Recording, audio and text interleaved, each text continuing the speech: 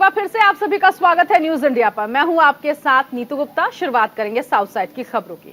भारतीय मजदूर संघ केरल द्वारा आयोजित राज्य स्तरीय महिला श्रमिक सम्मेलन का उद्घाटन केंद्रीय मंत्री स्मृति ईरानी ने किया। इस दौरान उन्होंने कांग्रेस नेता राहुल गांधी पर निशाना साधते हुए कहा, अगर राहुल गांधी वायनाड में रहते तो इसका वही हाल होगा जो उत्तर प्रदेश के अमेठी का हुआ।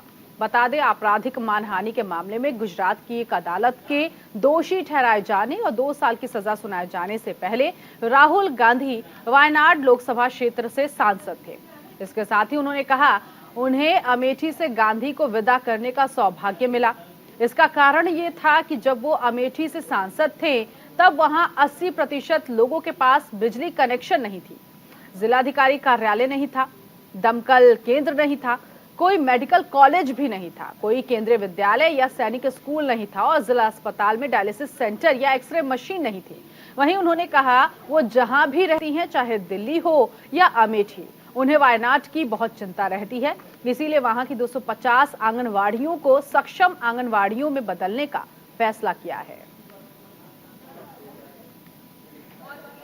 ये मेरा सौभाग्य है कि जो आज वायनाड के एमपी हैं, उनको उत्तर प्रदेश से मैंने ही रवाना किया था।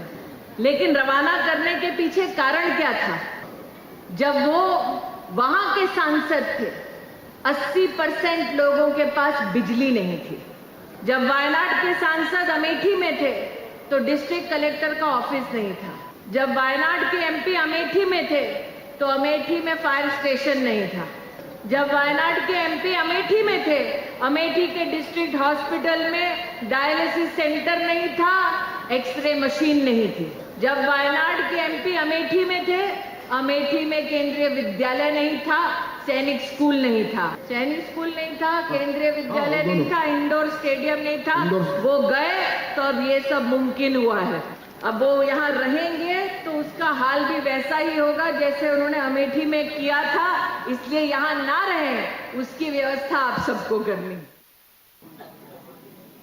उधर स्काई वैश विश्व कप 2023 चेन्नई में 13 से 17 जून तक आयोजित किया जाएगा, जिसमें सौरभ घोषाल और जोशना चिन्नप्पा भारतीय दल का नेतृत्व करेंगे। भारतीय स्क्वॉश रैकेट महासंघ ने जानकारी देते हुए इस टूर्नामेंट का आयोजन एक्सप्रेस एवेन्यू मॉल और इंडियन स्क्वॉश एंड ट्रायथलॉन अकादमी में होने वाला है।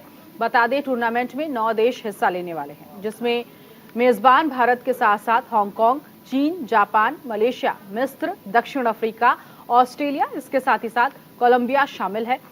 इससे पहले भी भारत में 2011 में वर्ल्ड कप का आयोजन चेन्नई में किया गया था। गौरतलब है कि ये टूर्नामेंट का चौथा सत्र होने वाला है।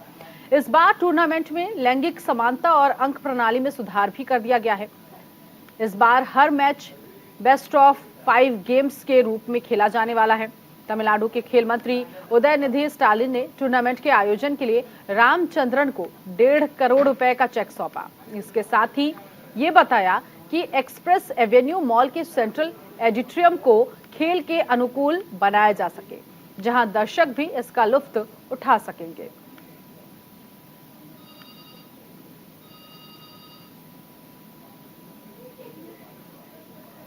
तमिलनाडु के सीएम एमके स्टालिन आज से 1 हफ्ते की सिंगापुर और जापान दौरे पर हैं। राज्य में निवेश आकर्षित करने और जनवरी 2024 में आयोजित होने वाली ग्लोबल इन्वेस्टर्स मीट में हिस्सा लेने के लिए निवेशकों को आमंत्रित करने के लिए सीएम का ये दौरा काफी अहम है। सीएम स्टालिन ने कहा कि जनवरी 2024 में ग्लोबल इन्वेस्टर्स मीट चेन्नई में होने वाली है। हम बैठक के लिए निवेशकों को आमंत्रित करने के लिए दुनिया भर में कई जगहों की यात्रा करेंगे। इस दौरान मेरे साथ उद्योग मंत्री और अधिकारी यात्रा में शामिल हो रहे हैं। यात्रा के दौरान कुछ समझौता ज्ञापनों पर भी हस्ताक्षर किए जाने की संभावना है। बता दें, स्टालिन 31 मई को चेन्नई लौटेंगे। मई 2021 की कार्यभार संभालने के बाद स्टालिन की ये दूसरी आधिकारिक विदेश यात्रा है। निवेशकों को लुभाने के लिए स्टालिन की ये यात्रा 2030 तक तमिलनाडु को $1 ट्रिलियन की अर्थव्यवस्था बनाने के उनके महत्वाकांक्षी लक्ष्य के बाद आई है।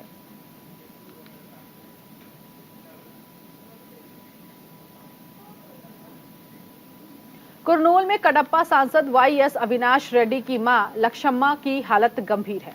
स्वास्थ्य बुलेटिन जारी करने के बाद डॉक्टरों ने ये बताया, उनके स्वास्थ्य स्थिति चिंताजनक है। बता दें, अविनाश रेड्डी की मां कार्डियो की समस्या से जूझ रही हैं। वो अभी भी मेडिकल टीम की निगरानी में है। उन्हें कुछ दिन और अस्पताल में रखना पड़ेगा। वहीं लो बीपी की वजह से उनका इलाज आईसीयू में किया जाएगा। इस बीच विवेका मामले में जांच के लिए सांसद अविनाश रेड्डी को सीबीआई के सामने पेश होना था, लेकिन उन्होंने सीबीआई को बताया कि वो अपनी मां की बीमारी की वजह से मौजूद नहीं हो सके।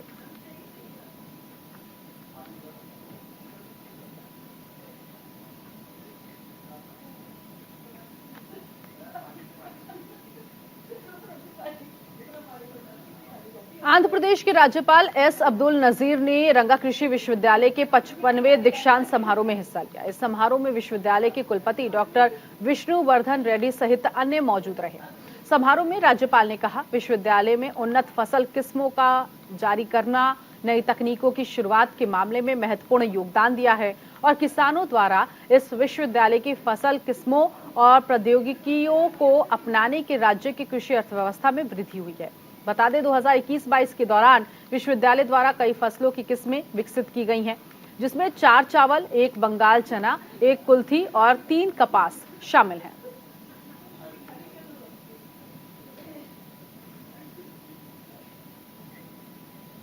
हैदराबाद के एक निजी अस्पताल में मल्टी ऑर्गन फेलियर के बाद अभिनेता शरत बाबू का चेन्नई में अंतिम संस्कार किया गया। दरअसल शरत बाबू बीमारी के चलते कुछ हफ्ते से अस्पताल में भर्ती थे। 71 साल की उम्र में 22 मई को दोपहर करीब 1:30 बजे हैदराबाद के एक निजी अस्पताल में उनका निधन हो गया था। इस खबर ने पूरी दक्षिण भारतीय फिल्म इंडस्ट्री को झकझोर कर रख दिया।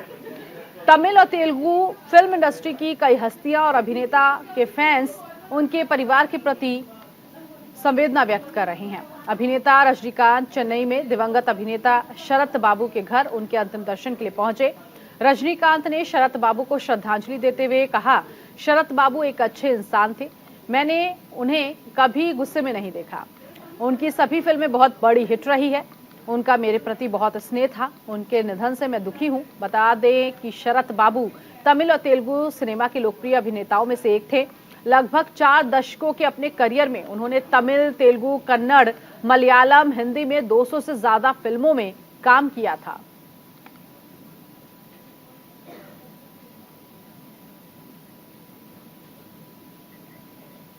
मुख्यमंत्री वाईएस जगनमोहन रेड्डी ने मछलीपट्टनम पोर्ट का उद्घाटन किया। समुद्र में विशेष प्रार्थना की। बता दें, बंदरगाह का निर्माण 35 मिलियन टन की शुरुआती कार्गो क्षमता के साथ 2 साल में पूरा होगा। पोर्ट का शुभारंभ करने के बाद सीएम ने जनसभा को संबोधित करते हुए कहा, कार्गो ट्रैफिक धीरे धीरे बढ़ने से 4 बर्थ डीप वाटर पोर्ट की क्षमता बढ़कर 116 मिलियन टन हो जाएगी। गौरतलब है, ये बंदरगाह मुंबई और चेन्नई के विकसित बंदरगाह की तरफ मछलीपट्टनम को विकसित करने में मदद करेगा, क्योंकि ये राष्ट्रीय राजमार्ग 216 और गुड़ीवाड़ा मछलीपट्टनम रेलवे लाइन से जल्द ही जुड़ जाएगा।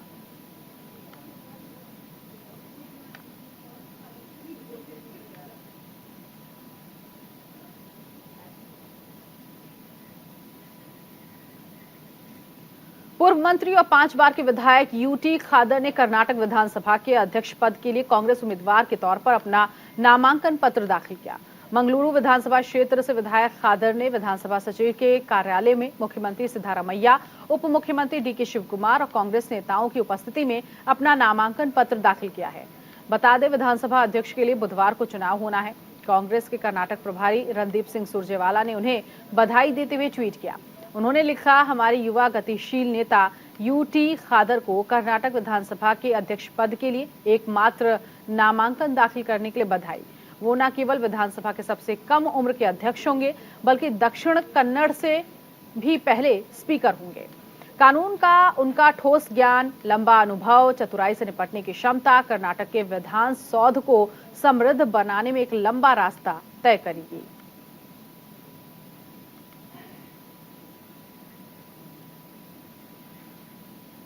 कर्नाटक में सिद्धारमैया सरकार में 8 मंत्रियों ने शपथ ली है। इनमें 8 मंत्रियों को लेकर कांग्रेस अध्यक्ष मल्लिकार्जुन खड़गे के बेटे प्रियांक खड़गे ने भी मंत्री पद की शपथ ली। कई कांग्रेस के विधायक कैबिनेट में अपनी जगह तलाश रहे थे और कैबिनेट में नाम न शामिल होने के बाद नाराजगी जाहिर कर रहे हैं।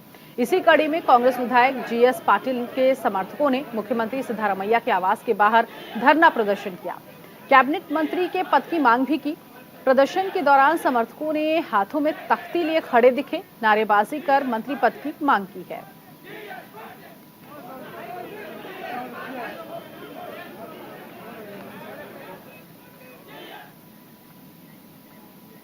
कर्नाटक में कांग्रेस की सरकार बनने के बाद पार्टी के नेताओं में उत्साह देखने को मिला। तमाम विपक्षी दल सीएम सिद्धारमैया सहित पार्टी के दिग्गज नेताओं को शुभकामनाएं देते हुए दिख रहे हैं। 22 मई को पूर्व सीएम बसवराज बोम्मई ने कर्नाटक विधानसभा में कांग्रेस नेताओं से मुलाकात की थी और अब बीजेपी नेता ने भी मुलाकात की है।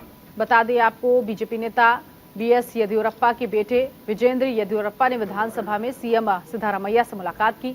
इस दौरान विजेंद्र ने सिद्धारमैया को कांग्रेस की जीत को लेकर बधाई दी है।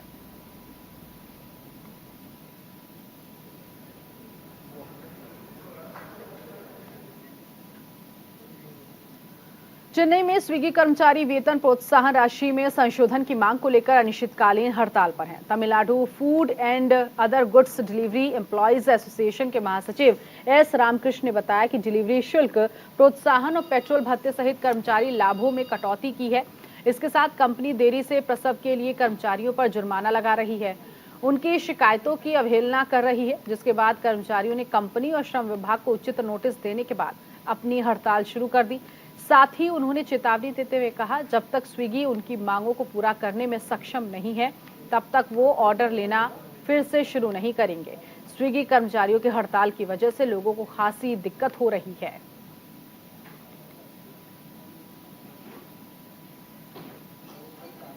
तो स्विगी कर्मचारी काफी समय से अनिश्चितकालीन हड़ताल पर हैं। स्विगी कर्मचारियों ने मांग की है कि लेट पहुंचने पर कई ऐसी जगह पर उनसे दुर्व्यवहार किया जाता है और इसके साथ ही साथ उन्होंने कहा है कि उनका जो वेतन है वो भी बढ़ाया जाए। साथ ही साथ उनको कुछ सहूलियत मिले ताकि अगर वो कहीं किसी कारणवश अगर समय पे नहीं पहुंच पा रहे हैं तो कंपनी की तरफ से ना उनको फटकार लगाई जाए, ना उनकी रेटिंग कम की जाए और ना ही सैलरी में कटौती की जाए। कुछ सुविधाओं को भी ध्यान में रखते हुए ये मांग जो है वो की जा रही है और इसीलिए जो स्विगी कर्मचारी हैं वो अनिश्चितकालीन हड़ताल पर हैं। चेन्नई में स्विगी कर्मचारियों की अनिश्चितकालीन हड़ताल की वजह से लोगों को परेशानी हो रही है, खासतौर पर उन लोगों को जो ऑनलाइन फूड डिलीवर करवाते हैं और ऑनलाइन इस फूड आइटम को मंगाते हैं, उन लोगों को खास तौर पर ये परेशानी हो रही है। लेकिन अभी तक स्विगी कर्मचारियों का यही कहना है कि जब तक स्विगी के मालिक हमारी मांगों पर ध्यान नहीं देंगे, वेतन और प्रोत्साहन राशि में संशोधन नहीं करेंगे, तब तक हम इसी तरह से हड़ताल पर बैठे रहेंगे।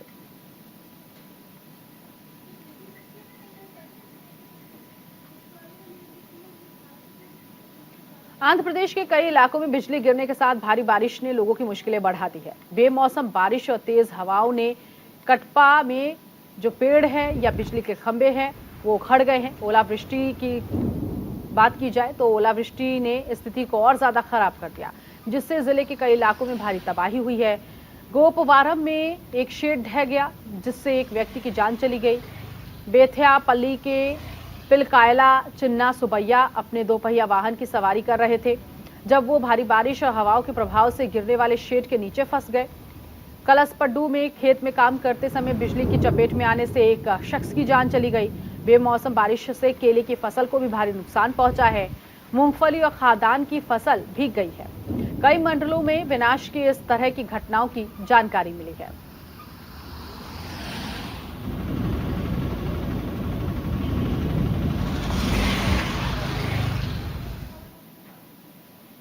कर्नाटक चुनाव में कांग्रेस की शानदार जीत के बाद बाकी राज्यों में भी कांग्रेस के खेमे में उत्साह देखने को मिला। खास तौर पर तेलंगाना में कांग्रेस नेताओं में ये उत्साह दोगुना है।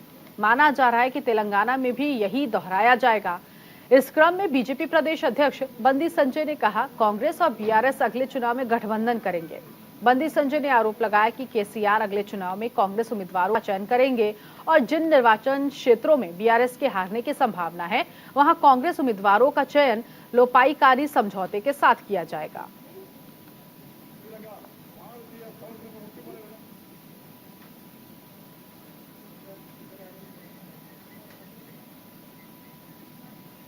रामनाथपुरम में सी काउ डे समारोह के तहत रामनाथपुरम में मोटरसाइकिल रैली का आयोजन किया गया। रैली का आयोजन प्रजातियों के संरक्षण के महत्व के बारे में जागरूकता फैलाने के लिए किया गया था। इस कार्यक्रम में भारतीय तट रक्षक और क्षेत्रीय वन अधिकारियों समेत कई अधिकारियों ने हिस्सा लिया। बता दें, समुद्री गाय डुगोंग समुद्री स्तनपायी प्रजातियों में सबसे विविध है। डुगोंग समुद्री जीवन का सबसे विशाल शाकाहारी समुद्री गाय, समुद्री शैवाल खाने वाले सबसे विनम्र और शांतिपूर्ण समुद्री जानवरों में से एक है। हालांकि समुद्र प्रदूषण, समुद्री घास और समुद्री पौधों का विनाश जैसे कारक इनकी संख्या में गिरावट के लिए जिम्मेदार हैं। वहीं कुछ मछली पकड़ने के जाल में फंसने और मछली पकड़ने वाली नाव से टकराने से मर जाते हैं। इस वजह से उन्हें देखना मुश्किल हो गया है।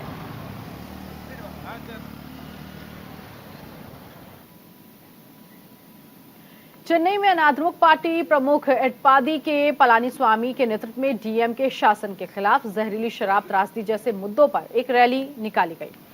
इस रैली के जरिए उचित कार्रवाई की मांग की गई है। अनाद्रमुक ने जहरीली शराब के सेवन से 20 से ज्यादा लोगों की मौत की उचित जांच कराने की मांग को लेकर राज्यपाल आरएन रवि को एक ज्ञापन सौंपा। राजभवन के पास लिटिल माउंट चौराहे से निकाली गई रैली में बड़ी संख्या में पार्टी कार्यकर्ता शामिल हुए, जिन्होंने राज्य सरकार के खिलाफ नाराजगी जाहिर की। अनाद्रमुक ने राज्यपाल से इस मामले को देखने का आग्रह किया ताकि सरकार द्वारा जहरीली शराब त्रासदी की उचित जांच की जा सके। वहीं दूसरी तरफ विपक्षी दल ने बिगड़ती कानून व्यवस्था की स्थिति और अवैध शराब की उपलब्धता के लिए डीएमके शासन को जिम्मेदार ठहराया।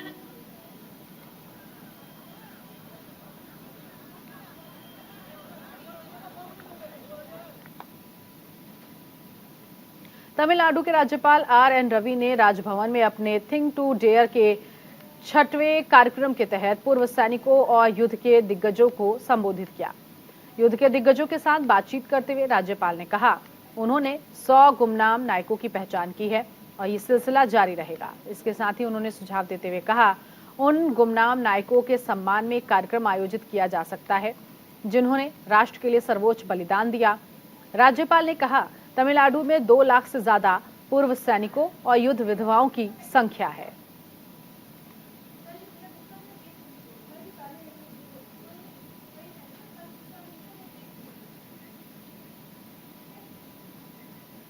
तटीय स्वच्छता भारत G20 के तहत आंध्र प्रदेश के विशाखापट्टनम में एक मेगा बीच क्लीन ड्राइव कार्यक्रम आयोजित किया गया। इस अवसर पर विशाखापट्टनम के जिला कलेक्टर ए मल्लिकार्जुन ने कहा, देश के तटीय क्षेत्रों को साफ करने के लिए केंद्र सरकार के निर्देशों के बाद हमने राज्य प्रदूषण नियंत्रण बोर्ड के साथ समुद्र तट की सफाई का कार्यक्रम आयोजित किया। ये तट स्वच्छता भारत G20 कार्यक्रम के हिस्से के रूप में आयोजित किया गया था।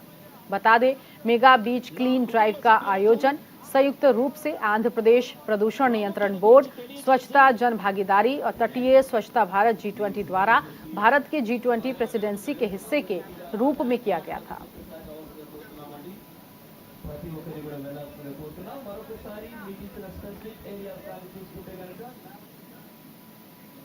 केरल में इंसानियत की मिसाल देखने को मिली है, जहां बैंक एजेंट ने नेत्रहीन व्यक्ति को नए घर की चाबी सौंपी। दरअसल कोझिकोड के निवासी राजू, जो बचपन से ही 40% अंधे थे, अपने परिवार वालों के साथ 14 साल से किराए के मकान में रह रहे थे। राजू की पत्नी सिंधु घरों में जाकर छोटे मोटे काम कर रही थी और परिवार का भरण पोषण करती थी। जिसके बाद बैंक एजेंट सिरियाक जोस ने राजू की लाचारी को देखते हुए घर खरीदने का फैसला किया और राजू को घर की चाबी सौंपी।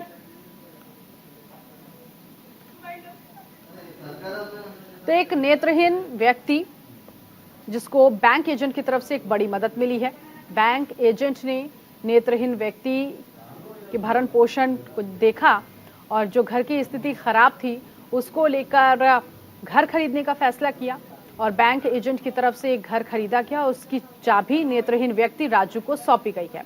ये जिस घर की तस्वीर आप देख रहे हैं, अब ये घर नेत्रहीन व्यक्ति जो राजू जिसका नाम है उसका है। उसकी पत्नी इससे पहले दूसरे घरों में छोटे मोटे काम कर घर और परिवार को चलाती थी, लेकिन अब घर मिलने के बाद पूरा परिवार जो है वो खुश है और बैंक एजेंट का धन्यवाद कर रहा है।